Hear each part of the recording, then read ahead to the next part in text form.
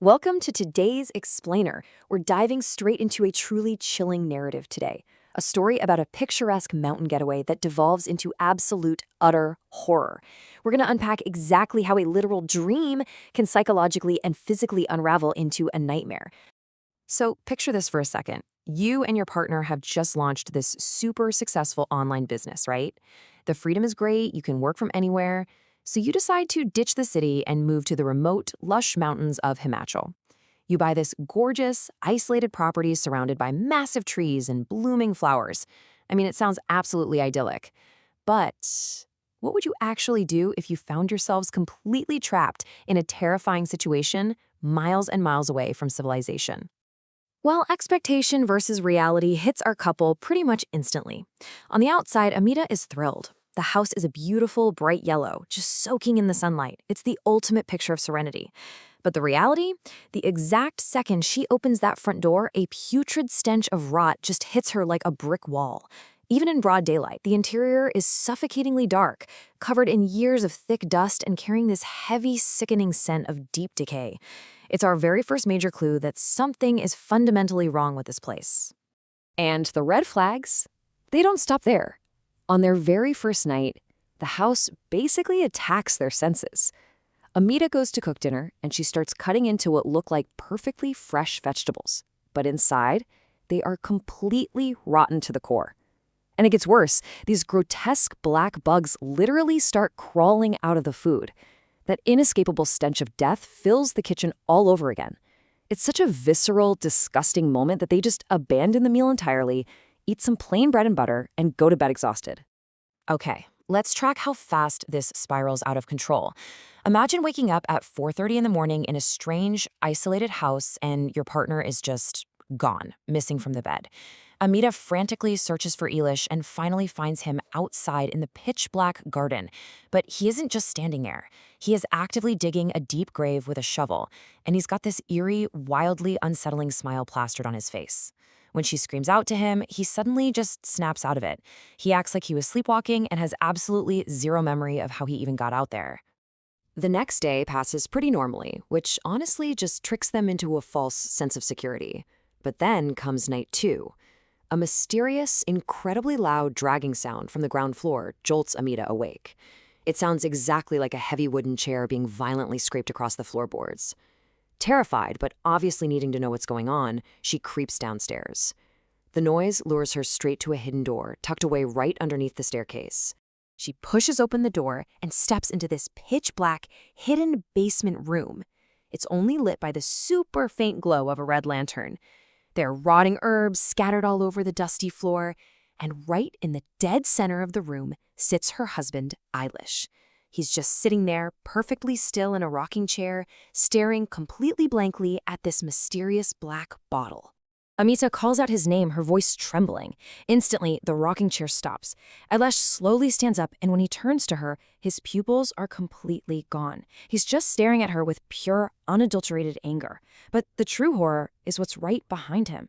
It's a dark entity, a blurry, terrifying shadow of a woman with long, unkempt hair and these hollow, piercing white eyes. In a flash, this thing lunges from behind Eilish, violently grabs Amita by the throat, and chokes her until she completely blacks out.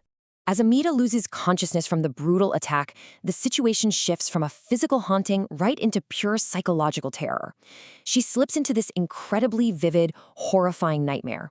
In the dream, she is standing outside in the dark garden, in the exact spot where Eilish had been the night before. Except this time, she is the one frantically digging the grave, clawing at the hardened dirt like an absolute madwoman. Put yourself in her shoes for a second. In this dream, she's digging so intensely that her fingernails are snapping off and her fingers are bleeding. And then, gasp, she jolts awake. She's back in her own bed. The sun is shining. It was just a nightmare, right? Actually, no. The sheer, paralyzing horror of her reality sets in when she looks down. Her hands are physically covered in real dirt and dried red blood. The proof of her nightmare is literally right there on her hands. The barrier between the dream world and reality completely shattered. The mental toll here is just staggering. Amita looks out the window and sees Ailesh on the ground, crying hysterically, while frantically filling in the very same grave he dug earlier. But the split second she calls his name, he instantly snaps back to completely normal behavior. He just falls silent, as if absolutely nothing happened a second ago. These rapid, impossible mood swings leave Amita feeling completely unmoored from reality. Suddenly, she feels nauseous, incredibly ill, and freezing cold. She runs back inside the house, but the haunting accelerates at breakneck speed, trapping her inside. The air gets thick with that overwhelming stench of rotting meat and burning herbs. All at once, every door and window forcefully slams and locks shut on its own. Light bulbs violently explode, showering glass everywhere. Disembodied crying starts echoing directly out of the walls, and terrifying trails of black blood begin manifesting right on the floorboards. It is a complete, inescapable sensory overload. Through all of this chaos, Ailesh starts walking toward her, but he's holding a heavy, rusty axe dripping with that same black blood. His eyes have rolled all the way back, turned completely white again, and floating directly behind him is another gruesome apparition, a ghost of a man with pitch-black eyes, and his rotting flesh is literally falling off his face as he hovers there. Ailesh opens his mouth, but what comes out is this terrifying, demonic voice. He screams, "Now no one will survive!" Amita stumbles backward in absolute terror, only to bump into something solid behind her. She spins around, and it's the shadowy woman from the basement. Before Amita can even react, the entity violently attacks her throat again, knocking her completely unconscious for a second time. And this is where the haunting just becomes agonizingly confusing. Amita wakes up once more. The clock says 3 a.m. Everything in the bedroom is completely pristine. Her hands? Perfectly clean. No blood, no dirt. Ailesh is sleeping peacefully right next to her. Desperate to figure out what is real, she sneaks down to the basement at 3:05 a.m. The hidden door is there. The dusty room, the rocking chair, the rotting herbs, they are all physically real. Then, at 3:10 a.m., a massive crash from the bedroom sends her sprinting back upstairs. Amina bursts into the bedroom and sees the impossible. Her husband, Ailesh, is levitating high in the air above their bed. He's violently thrashing and contorting, literally fighting against invisible chains that seem to be binding him. Amita grabs her phone, hopelessly trying to call anyone in the village for help, but it's dead silence.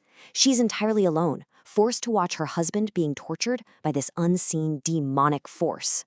Suddenly, Ailesh's body goes completely rigid, and he crashes hard down to the floor. Amita screams his name and rushes to his side to help. But as she reaches out, she realizes the person lying on the floor isn't Ailesh at all.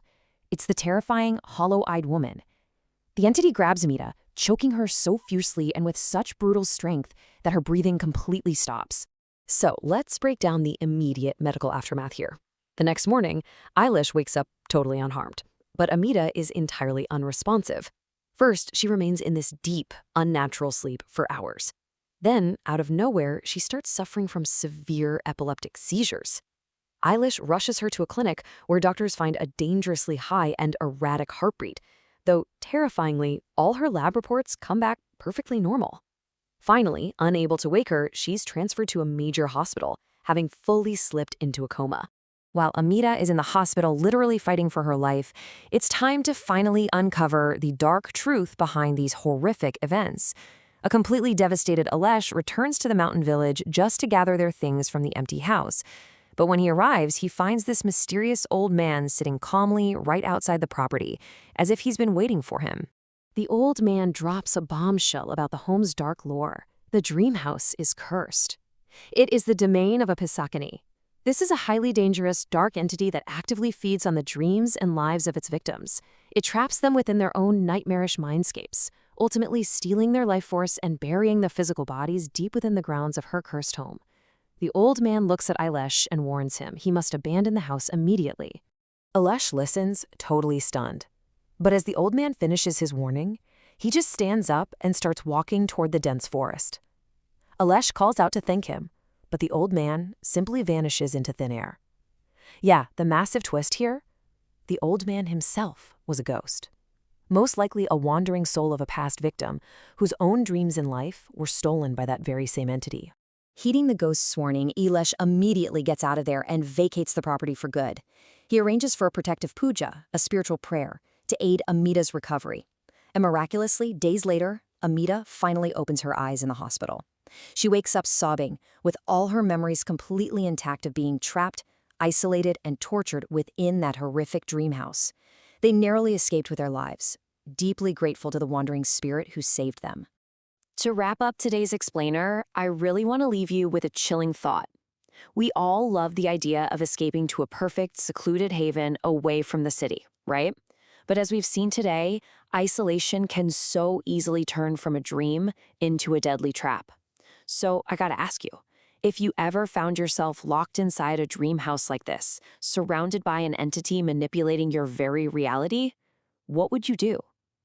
Thanks for joining us, and remember, sometimes a deal that looks way too good to be true absolutely is. Keep your eyes open out there.